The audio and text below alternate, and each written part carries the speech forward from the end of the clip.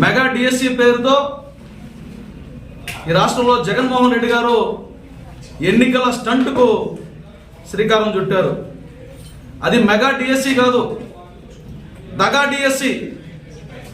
జనాన్ని, ముఖ్యంగా చదువుకున్న యువకులని దగా చేయడం కోసం ఒక దివాలాకోరు రాజకీయాలతో ఒక 2 నెలల్లో ఎన్నికలు రాబోతున్నటువంటి తరుణంలో ఎప్పుడు నోటిఫికేషన్ ఇవ్వాలా, ఎప్పుడు పరీక్షలు పెట్టాలా, ఎప్పుడు ఉద్యోగాలు భర్తీ చేయాలా, ఇవన్నీ కూడా కనీసమైనటువంటి అంచనాలు, ఆలోచనలు లేకుండా జనాన్ని, నిరుద్యోగ యువకుల్ని దగా చేయడం కోసం మెగా డిఎస్సి పేరుతో కొత్త రాజకీయ నాటకానికి తెరదీశారు జగన్మోహన్ రెడ్డి గారు. అందులో కూడా చిత్తశుద్ధి లేదు. దగా చేసే జగన్మోహన్ రెడ్డి గారు ఒక్క విషయం అడుగుతున్నాం మిమ్మల్ని. కేంద్ర ప్రభుత్వం విడుదల చేసినటువంటి జాబితాలో ఈ రాష్ట్రంలో 50,892 ఉపాధ్యాయ పోస్టులు ఖాళీ ఉన్నాయి.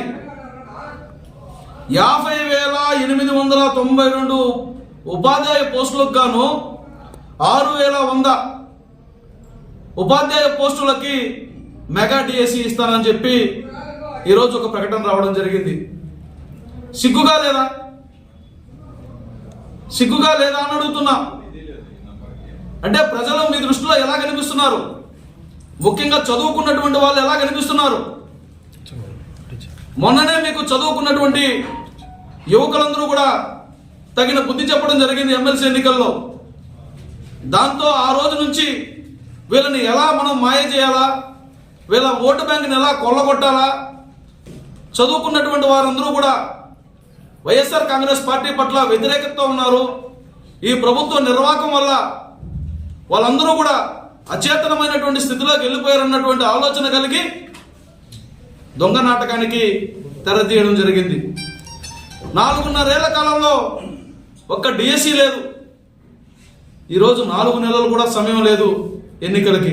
ఇప్పుడు డిఎస్సి ఇవ్వడం అనేది మోసగించడం కాదా అని అడుగుతున్నా, దగా చేయడం కాదా అని అడుగుతున్నా. ప్రజలు ఆలోచించమని కోరుతున్నా. చేతగాని ప్రభుత్వ పనితీరు వల్ల దేశవ్యాప్తంగా నిరుద్యోగుల శాతాన్ని మనం దేశవ్యాప్తంగా ఈ మధ్య గణాంకాలు తీస్తే దేశవ్యాప్తంగా 11% నిరుద్యోగులుంటే ఒక ఆంధ్రప్రదేశ్లో 24% అర్హత కలిగి ఉన్నత చదువులు చదువుకునే అర్హత కలిగి నిరుద్యోగులుగా మారిపోవడం జరిగింది. అది ఈ రాష్ట్ర ప్రభుత్వం ప్రజలకు కల్పించినటువంటి శాపం.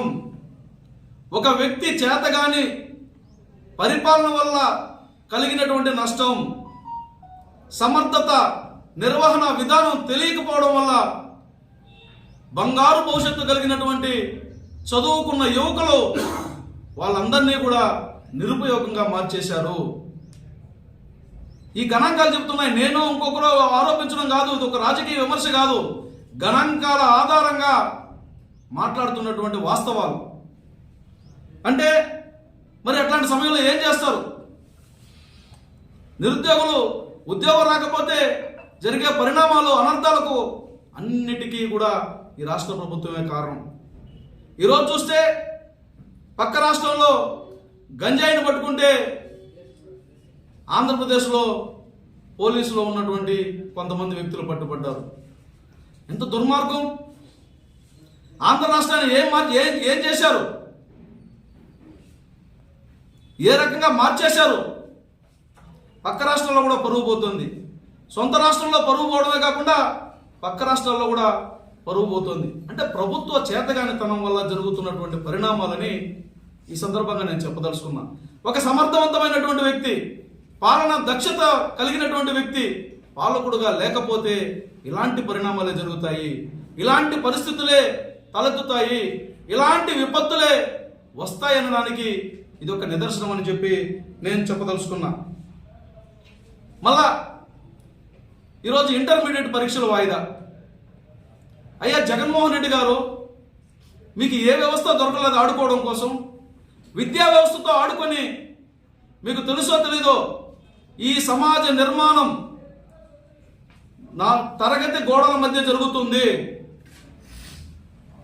సమాజము పురోభివృద్ధి చెందాలంటే విద్యా వ్యవస్థ బాగుండాలా? ఈరోజు ఇంత పెద్ద సాంకేతిక విప్లవం వచ్చిందంటే, సాంకేతిక అభివృద్ధి జరిగిందంటే దానికి కారణం విద్యా వ్యవస్థ. అలాంటి విద్యా వ్యవస్థని భ్రష్టు పట్టిస్తున్నారు మీరు, చెడు కూడా ఆడుకుంటున్నారు మీరు. కేవలం పొద్దుపోక పాఠశాలకు పంపిస్తున్నారు అనుకున్నారా మీరు? వ్యవస్థను ధ్వంసం చేసేశారు. విద్యా వ్యవస్థ బాగుంటేనే ఆ దేశం కానీ ఆ రాష్ట్రం కానీ పురోభివృద్ధి చెందుతుంది. ఇంటర్మీడియట్ అన్నది ఒక వ్యక్తి జీవితంలో అత్యంత కీలకమైనటువంటి దశ. ఆ విద్యార్థి కానీ ఆ యువతి కానీ యువకుడు కానీ వాడు ఎదగాలన్నా ఆమె ఎదగాలన్నా ఆ కీలకమైన దశలోనే వాళ్ళు ఒక సవ్యమైనటువంటి దిశను ఎంచుకుంటారు. అలాంటి పరీక్షలని నీ మీటింగ్ల కోసం వాయిదా వేయించడం ఏందయ్యా? అంటే నీ సభలకు జనం కావాలని ఇంటర్మీడియట్ పరీక్షల పిల్లలను తోలడం కోసం, ఆ కాలేజీలు స్కూళ్ళు బస్సులు లాక్కోవడం కోసం పరీక్షలను వాయిదా వేయిస్తారా? ఇందుకైనా మిమ్మల్ని సీఎంగా ఎన్నుకునింది? ఇలాంటి నిర్వాకాలు చేయడం కోసమా మీరు ముఖ్యమంత్రిగా ఉన్నది?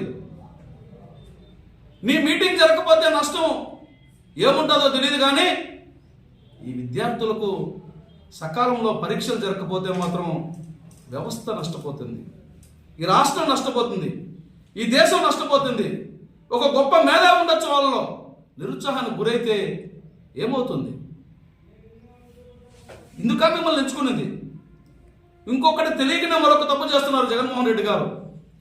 ఈ రాష్ట్రంలో పేద బడుగు బలహీన వర్గాలకి ఉన్నత విద్యను చదువుకునే అవకాశం లేకుండా చేయడం కారణంగా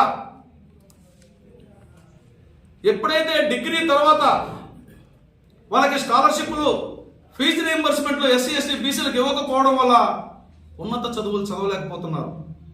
దాని కారణంగా ఈరోజు పెద్ద సమస్య రాకపోవచ్చు. ఏమయ్యా జగన్మోహన్ రెడ్డి గారు డిగ్రీ చదువుకున్నవాడే రేపు డిగ్రీ వాళ్ళకి పాఠం చెప్తాడా? డిగ్రీతోనే పూర్తి చదువు కంప్లీట్ అనుకుంటే రేపు ఇంటర్మీడియట్ వాళ్ళకి డిగ్రీ వాడు వచ్చి పాఠం చెప్తాడా? పీజీలు పిహెచ్డీలు పూర్తి చేస్తే నిష్ణాతులైతే వాళ్ళు వచ్చి పాఠాలు చెప్తారు. అంటే ఏం చేస్తున్నావు నువ్వు? అంటే ఈ వర్గాల్లో చదువుకున్న వారు లేరు కాబట్టి, వాళ్ళకు ఉద్యోగాలు ఇచ్చే అవకాశం ఉండదు కాబట్టి అలాంటి ఒక భ్రమ క్రియేట్ చేయడం కోసం పిల్లల వ్యవస్థకు దూరం చేస్తున్నాం. నేను బడుగు బలహీన వర్గాలను, ఎస్సీలని ఎస్టీలని చేతులెత్తి కోరుతున్నా. ఒక పెద్ద కుట్ర జరుగుతోంది, అది రాష్ట్ర ప్రభుత్వం చేస్తోంది. తెలియదు ఇది కుట్రని. ఎస్సీ ఎస్టీ బీసీలు ఉన్నత చదువులకు దూరం అయితే రేపు టీచర్లు గానో, లెక్చరర్లు గానో, ప్రొఫెసర్లు గానో ఎక్కడి నుంచి వస్తారు? ఎవరు తీసుకురావాలా? మీ నిర్వాహకం వల్ల ఒకప్పుడు 11 లక్షల మందికి పైగా ఉన్నత చదువులు చదువుతూ ఉంటే ఈరోజు 7 లక్షలు కూడా లేరు. అంటే చదువుకోవడానికి స్కాలర్షిప్లు అన్నవి, ఫీజు రింబర్స్మెంట్ అనేది ఒక పెద్ద ప్రోత్సాహం. అది నువ్వు ఆపేయడం కారణంగా డిగ్రీతో చదువుకొని ఎక్కడో ఒక చోట చిన్న చిత్తగా పనులు చేసుకొని పొట్ట గడుపుకోవాల్సిన పరిస్థితి వస్తుంది. ఆశయాలన్నీ నీరు గారిపోతున్నాయి. చిన్న పేద మధ్యతరగతి కుటుంబాలు ఉన్నత విద్యకు దూరం అవుతున్నారు. ఈ సందర్భంగా నేను ఒక్కటే కోరుతున్నా, మళ్ళీ విద్యా వ్యవస్థ బాగుపడాలంటే, ఈ వ్యవస్థ సవ్యమైన దిశలో నడవాలంటే, మన ప్రజలందరూ కూడా బాగుపడాలంటే, ఎస్సీ ఎస్టీ బీసీ మైనారిటీ వర్గాలకు చెందినటువంటి పిల్లలు ఉన్నత చదువులు చదవాలంటే చదువుల యొక్క విలువ తెలిసినటువంటి, పాలన యొక్క విలువ తెలిసినటువంటి, ప్రజల యొక్క కష్ట సుఖాలు తెలిసినటువంటి చంద్రబాబు నాయుడు గారు, పవన్ కళ్యాణ్ సారథ్యంలో రాబోతున్నటువంటి ఎన్నికల్లో ఓట్లేసి గెలిపిస్తే కానీ ఇలాంటి ఆశలకన్నిటికీ కూడా మనం అవకాశం ఇచ్చినట్లు అవుతుంది. ఇలాంటి ఆశలన్నీ కూడా నెరవేర్చుకోవడానికి అవకాశం ఉంటుంది. కాబట్టి ఈ దగా డిఎస్సిని నమ్మొద్దు. ఇది మెగా డిఎస్సి కాదు, దగా డిఎస్సి అని మరొకసారి తెలియజేసుకుంటూ అందరికీ నమస్కారం.